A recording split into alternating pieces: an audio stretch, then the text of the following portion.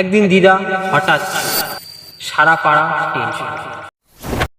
পচা দিদা সকাল থেকে রাত পর্যন্ত শুধু বকে, রাস্তা দিয়ে কেউ গেলেই শুরু, এই যে নবাবের বেড়া, এত আস্তে হাঁটিস কেন, পায়ে কি আলকাতরা লেগেছে? একদিন পাড়ার ছেলেরা সবাই মিলে প্ল্যান করলো দিদাকে চুপ করাতেই হবে। ভম্বল গিয়ে বলল, দিদা আপনি এত বকেন কেন, প্রেশার বেড়ে যাবে তো।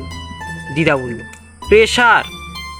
আমার বকার চোটে প্রেশার কুকারও ফেটে যায়, তোদের মতো ছাগলের জন্য বকি। পরের দিন ইলেকট্রিকের লোক এসেছে তার কাটতে, বিল বাকি।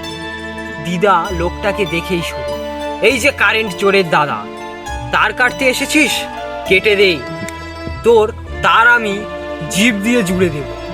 লোকটা ভয় পেল, পাড়ার লোক ভাবল যাক বিল বাঁচল।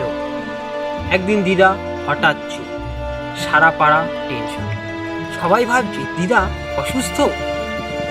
ভম্বল সাহস করে গিয়ে জিজ্ঞেস করল, দিদা আজ বকছেন না? দিদা মুখ বাঁকিয়ে বলল, আরে আজ আমার গলা বসে গেছে, তোদেরকে বকতে পারছি না বলে মনটা খারাপ। যা কাল সকাল সকাল আসিস, ডবল করে বকে দেব, অ্যাডভান্স বকে রাখলাম।